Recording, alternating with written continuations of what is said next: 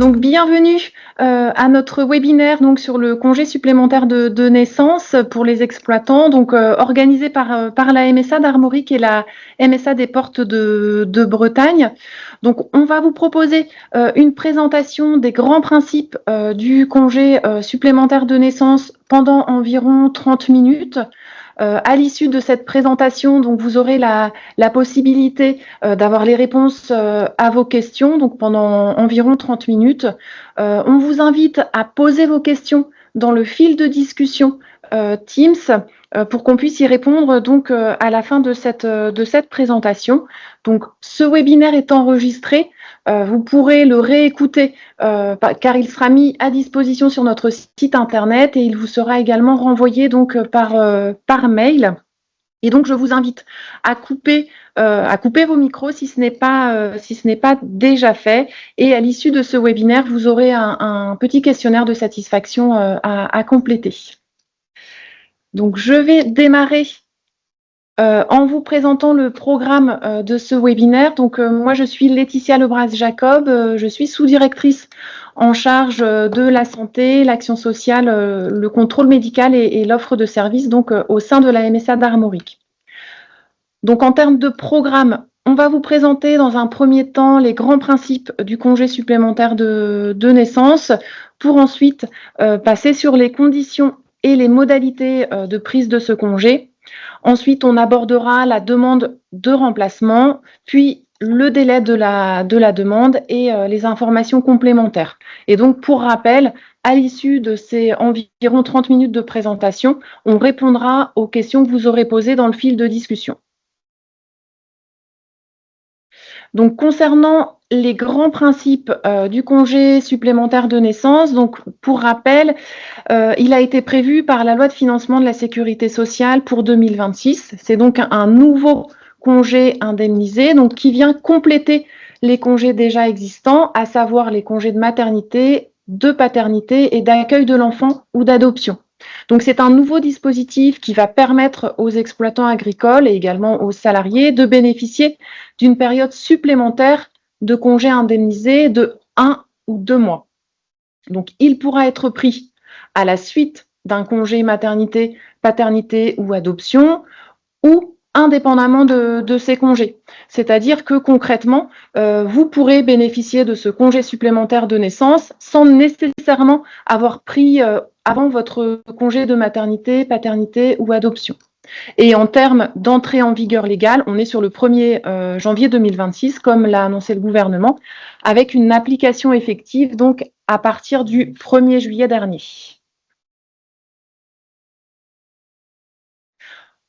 Donc, qui peut en bénéficier?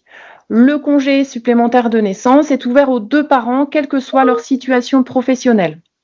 Les bénéficiaires sont donc les chefs d'exploitation ou d'entreprise agricole, les membres non salariés d'une société agricole tels que GAEC, SARL, etc., les aides familiaux, les associés d'exploitation et les collaborateurs d'exploitation ou d'entreprise agricole. Et quels sont les droits associés? Donc en termes de durée, chaque parent peut bénéficier d'1 mois, de 2 mois consécutifs ou de 2 mois fractionnés en 2 périodes d'1 mois. Et le congé peut être pris de manière simultanée ou en alternance entre les bénéficiaires. Et par contre, on est sur un droit qui est personnel, c'est-à-dire il n'y a pas de transfert de possible entre les 2 parents. Et en termes de financement et d'indemnisation, donc le congé supplémentaire de naissance est financé par une allocation supplémentaire de remplacement qui est identique à celle du congé de maternité pour la mère, celle du congé de paternité pour le père ou encore celle du congé d'adoption pour le parent adoptant. Et c'est uniquement en cas d'impossibilité de pourvoir au remplacement que l'assuré aura la possibilité de réaliser une embauche directe et à défaut, il pourra percevoir une indemnité journalière forfaitaire dégressive à hauteur de 70% pour le premier mois et 60% donc pour le deuxième mois. La logique est vraiment la même que pour les congés maternité, paternité et adoption, avec une priorité à l'allocation de remplacement avec l'intervention d'un service de remplacement, en seconde intention, une embauche directe, et enfin, si les 2 premières possibilités ne sont pas possibles, une indemnisation via une indemnité journalière forfaitaire. qui sera du coup dégressive. Et ensuite, donc, je laisse la parole à ma collègue pour les conditions et les modalités de prise. Alors, je vais vous présenter donc les conditions et modalités donc de prise du congé supplémentaire de naissance. Donc, je me présente tout d'abord. Je suis Cécile Gourmelon, la responsable du service santé pour les MSA d'Armorique et de Porte de Bretagne. Alors, concernant ces conditions, donc tout d'abord, donc quelles sont les conditions d'attribution du congé supplémentaire de naissance? Alors, il y a plusieurs conditions. Tout d'abord, les non-salariés agricoles devront remplir des conditions d'attribution qui sont similaires à celles prévues pour les congés de maternité, de paternité et d'accueil de l'enfant ou d'adoption. Donc, on est sur des conditions assez similaires, effectivement. Donc, à savoir une participation active. Donc, le non-salarié agricole doit avoir une participation régulière aux travaux de l'exploitation ou de l'entreprise agricole. Il doit également justifier d'une durée d'affiliation à l'assurance maladie des exploitants, qu'on appelle la MEXA, donc c'est-à-dire justifier d'au moins 6 mois d'affiliation au régime à la date de début du congé. Et si l'affiliation est inférieure à 6 mois, eh bien, les périodes d'affiliation antérieures, au titre d'une autre activité professionnelle, eh bien, pourront être prises en compte pour l'appréciation de cette condition des 6 mois. Sous réserve qu'il n'y ait pas eu d'interruption entre ces deux affiliations. Alors, autre condition, qui est une condition importante, la condition de la cessation d'activité, puisque, bien entendu, pour bénéficier de ce congé supplémentaire de naissance, eh bien, l'exploitant devra cesser totalement son activité durant la période du congé, puisqu'il sera à cette occasion eh bien, remplacé dans ses travaux pendant la durée du congé. Le remplacement se fera ensuite par l'intermédiaire donc prioritairement d'un service de remplacement, puisque ça fait partie donc des conditions. Le non-salarié devra être effectivement remplacé par l'intermédiaire d'un service de remplacement, donc qui met à disposition du personnel pour les exploitants agricoles. Et ce service de remplacement eh bien, devra avoir conclu avec la MSA d'Armorique ou la MSA Porte de Bretagne une convention. Donc, ça ne peut pas être n'importe quelle structure qui va pouvoir apporter le remplaçant, mais un service de remplacement qui aura conventionné avec la MSA. Alors, autre information que nous allons pouvoir vous donner, donc, qui concerne le délai dans lequel le congé supplémentaire de naissance peut être pris. Alors, ce congé doit débuter dans les 9 mois, donc les 9 mois suivant la naissance, ou bien les 9 mois suivant l'arrivée de l'enfant au foyer en cas d'adoption. Et en cas de fractionnement, puisque donc on vous l'a précisé tout à l'heure qu'il peut y avoir un fractionnement des périodes, eh bien la seconde période doit débuter dans ce délai de 9 mois.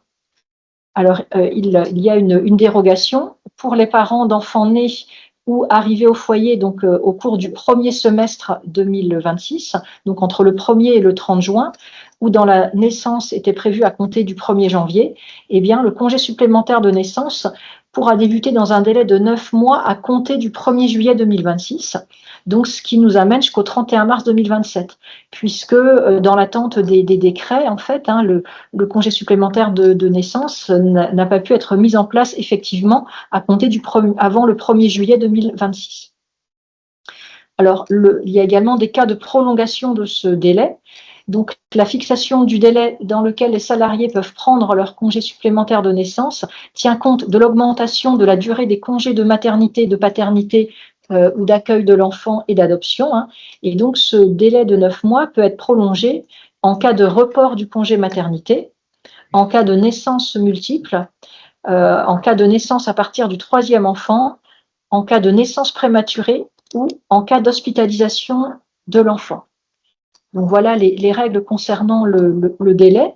Maintenant, voyons comment donc ce congé supplémentaire de naissance s'articule donc avec les congés légaux de maternité-paternité.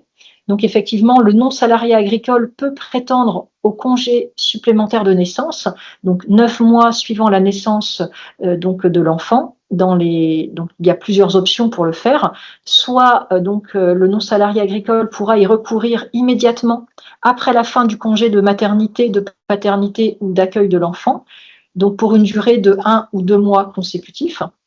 Autre possibilité, il peut y recourir donc immédiatement, toujours après la fin de son congé maternité, paternité, d'accueil de l'enfant ou d'adoption, pour une première durée de 1 mois, puis ensuite reprendre son activité et ensuite pouvoir bénéficier du second mois.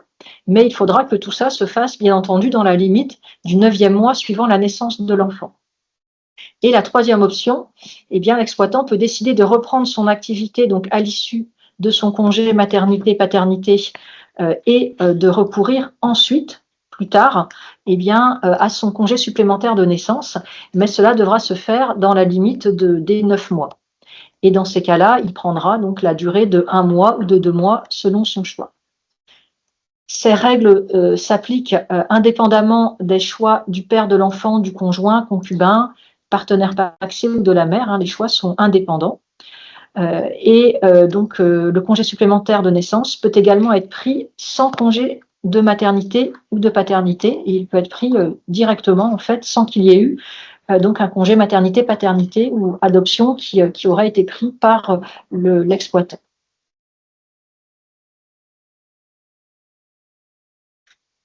Je vais prendre la suite concernant la demande de remplacement.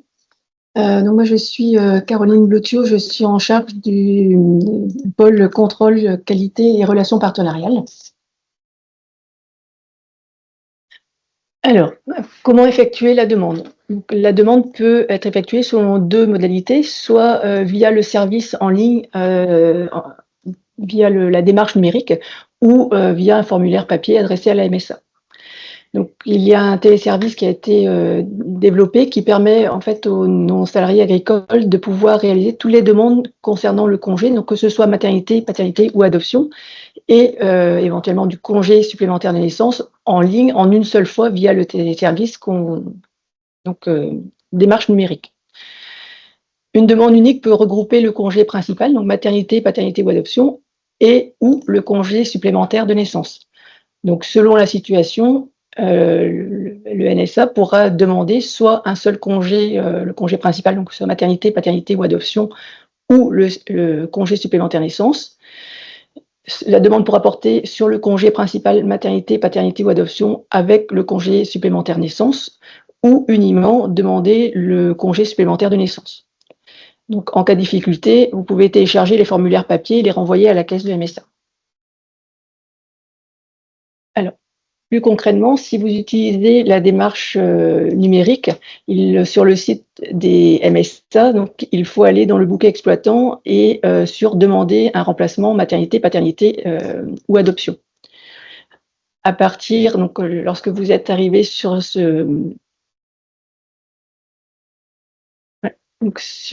demande-là, ça revient à compléter les mêmes informations qu'en version papier, donc l'identité du demandeur, le type de la demande, est-ce qu'il s'agit d'une première demande, d'une demande de modification des périodes de remplacement, voilà. Donc après, c'est vraiment très intuitif. À ce moment-là, vous allez cocher, est-ce que vous faites votre demande uniquement pour un congé maternité, paternité, congé adoption, congé supplémentaire? Est-ce que vous faites la demande pour les deux? Donc là, tout est possible. Si vous faites une demande isolée, maternité, paternité, et dans un second temps, congé supplémentaire. Donc, selon ce que vous allez cocher, vous allez arriver sur une deuxième grille. Voilà, où on va vous demander vos informations personnelles. Les informations, donc, comme ce qui était sur la version papier, donc l'information relative à l'activité exercée. Vous allez, donc là, il y aura un menu déroulant qui vous permet de chercher votre département et normalement les services conventionnés sont indiqués donc dans la deuxième partie. Il faudra aussi également donc indiquer l'estimation du temps de travail consacré aux travaux avec le nombre de jours par mois et le nombre d'heures. Et la période d'interruption. Ce sont vraiment toutes les données qui étaient que vous retrouviez sur les CERFA papier. Donc ça, c'est pour une demande de remplacement maternité ou paternité si vous l'aviez fait. Et si vous demandez donc le congé supplémentaire, donc là il y a aussi tous les éléments nécessaires à l'instruction côté MSA, donc c'est-à-dire la date de naissance ou de l'arrivée de l'enfant, et est-ce que vous souhaitez diviser ou non le congé supplémentaire naissance? Donc si vous mettez non, vous auriez donc l'accès à une prise continue où il faudra renseigner soit 1 mois, soit 2 mois, enfin voilà les dates auxquelles vous souhaitez prendre le congé supplémentaire de naissance. Si vous, comment dire? Si vous indiquez que vous souhaitez prendre en façon fractionnée, là, vous aurez accès à la première période de congé supplémentaire, puis la deuxième période de congé supplémentaire que vous avez souhaité. Voilà. Vous aurez également la liste des documents à joindre à la demande, enfin voilà, qui seront forcément utiles pour l'étude de votre dossier. Et voilà, donc pour rappel, la demande de remplacement supplémentaire de gérance, donc elle peut être faite soit concomitamment avec la demande de remplacement de congé maternité, paternité ou d'adoption, ou alors de façon indépendante, en fonction de ce que vous cochez sur la première grille.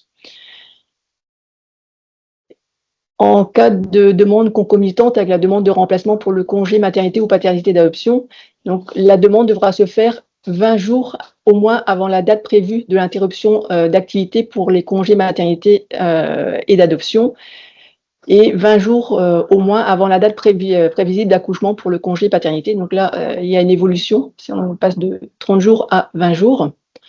Et si la demande concomitante est faite via le formulaire CERFA, donc les non-salariés agricoles devront adresser à la MSA en un seul envoi les 2 formulaires suivant la situation. Donc le formulaire pour le congé maternité ou paternité et le formulaire pour le congé supplémentaire de naissance. En cas de demande, indépendamment de la demande de remplacement pour le congé maternité ou paternité, dans la même logique, la demande devra se faire, sauf en cas de force majeure, dans les 20 jours au moins avant la date prévue de l'interruption d'activité, que le non-salarié agricole ait précédemment pris ou non son congé maternité, de paternité ou d'adoption. Dans ce cas, il peut bénéficier du congé supplémentaire de naissance dès la naissance ou l'arrivée au foyer de l'enfant. Et si la demande est faite via le formulaire CERFA, seul le formulaire de demande d'allocation de remplacement pour le congé supplémentaire naissance devra être adressé à la MSA. Donc, là, vous avez donc le document CERFA pour lequel jusqu'à présent était attendu pour le traitement des congés maternité-paternité.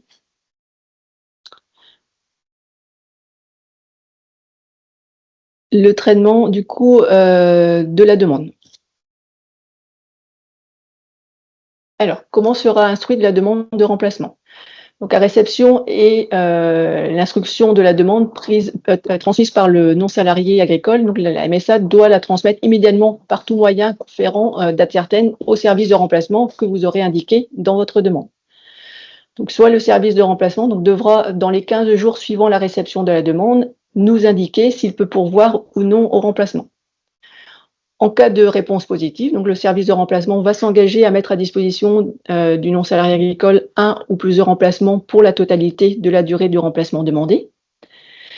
À défaut d'une notification du service de remplacement de son impossibilité à pourvoir au remplacement, donc le non-salarié agricole aura la possibilité d'embaucher directement un ou plusieurs remplaçants selon la durée du remplacement. Et à défaut de pouvoir être remplacé par le service de remplacement ou de pouvoir embaucher en direct, le non-salarié agricole pourra prétendre au versement des IJ forfaitaires. Donc le montant de l'IJ forfaitaire est égal à 1/730e du plafond annuel de sécurité sociale et avec un coefficient qui sera de 0,70% de ce montant-là pour le premier mois et de 0,60 pour le second mois de congé supplémentaire de naissance. Alors, est-ce que le congé supplémentaire naissance peut être cumulé avec d'autres prestations? Donc, le principe général fait que le congé supplémentaire de naissance n'est pas cumulable avec certaines prestations sociales pendant la même durée d'indemnisation. Les non-cumuls pendant la même période concernent le versement d'une indemnité journalière AMEXA, des prestations relatives au congé maternité, paternité, d'accueil d'enfant, d'adoption, de congé pour décès de la mère ou le deuil de l'enfant, toutes les indemnités journalières qui seraient versées au titre d'un accident de travail ou d'une maladie professionnelle, et le revenu de remplacement prévu à l'article L 5421 2 du Code du travail, c'est-à-dire l'allocation des travailleurs indépendants, les allocations de solidarité ou toute autre allocation. Un exploitant percevant l'un des revenus de remplacement mentionnés par cet article ne pourra prétendre à l'indemnisation du congé supplémentaire naissance. Et le cumul possible dans le temps, donc ces dispositifs peuvent être mobilisés successivement, mais pas simultanément.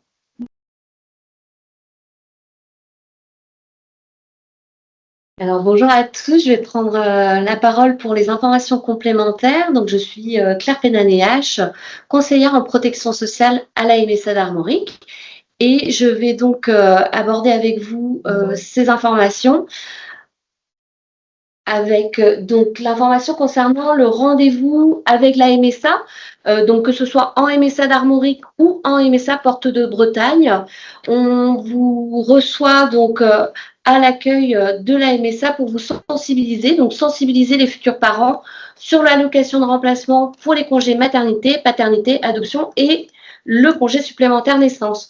Donc, à qui s'adressent ces rendez-vous? Aux futurs parents non salariés agricoles. On vous appelle donc au 5e mois de grossesse pour convenir avec vous, si vous le souhaitez, d'un rendez-vous. Donc, le rendez-vous peut se faire soit par téléphone, soit dans les lieux d'accueil de la MSA. Et l'objectif est bien entendu de vous informer sur vos droits en lien avec l'arrivée de l'enfant. Une information, donc on arrive bientôt au terme de ce webinaire avant les questions-réponses. C'est le prochain webinaire sur une autre thématique. C'est la thématique tout savoir sur ma facture de cotisation en 30 minutes.